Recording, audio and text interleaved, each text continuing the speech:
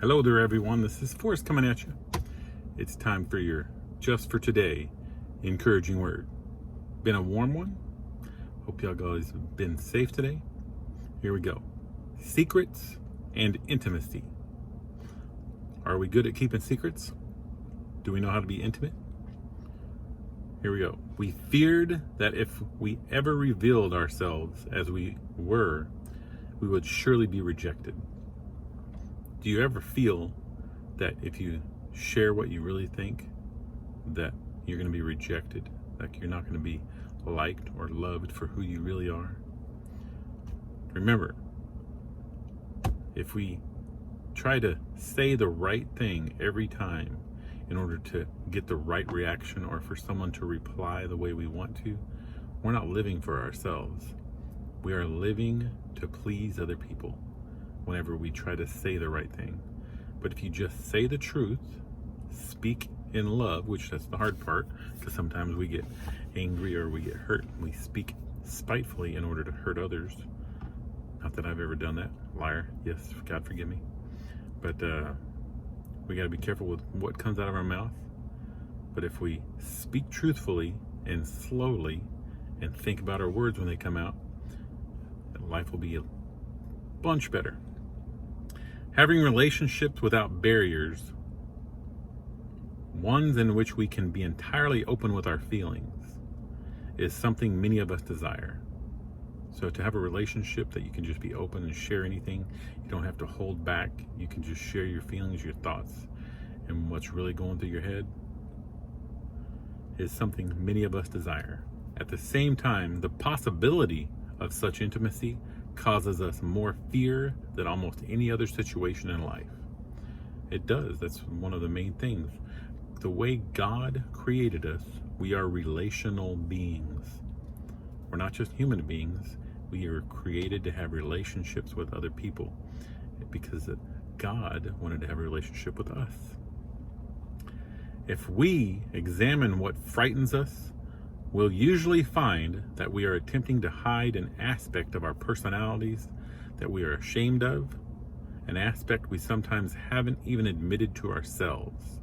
That's the deepest part. So if we examine what frightens us, what really frightens you? If I really share someone, will that make them mad? Will they still be my friend if I really say it this way? We'll usually find that we are attempting to hide an aspect of our personalities that we're ashamed of. Are you ashamed of anything in your life? Or an aspect we sometimes haven't even admitted to ourselves. We don't want others to know of our insecurities. You don't want others to know that you're weak in a certain area, or that, hey, I don't know how to do this. We don't want others to know our pain or our needlessness or our neediness. Are you afraid to show that, hey, I need help?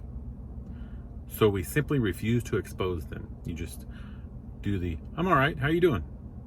I'm okay. We may imagine that if no one knows about our imperfections, those imperfections will cease to exist.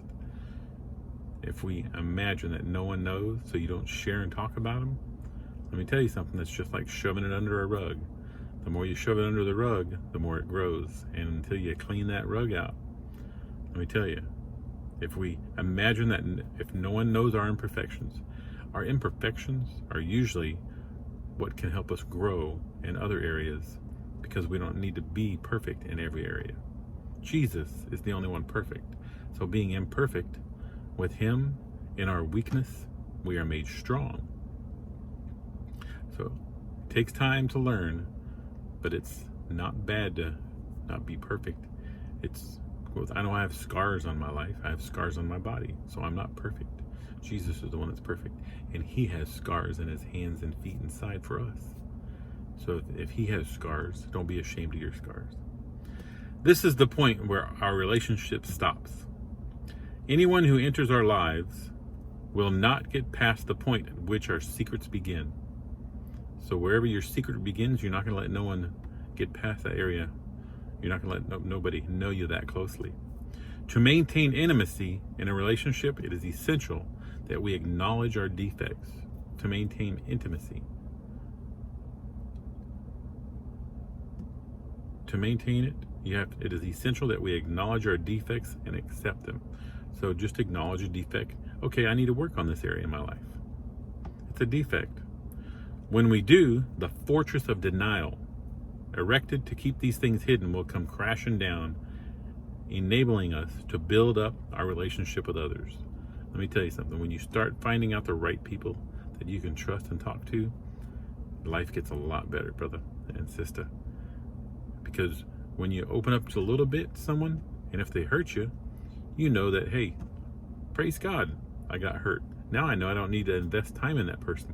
Because if you were fake, and if you would have just said the right thing to try to appease them, you would have probably spent, 3, 4, 5 months meeting this new person.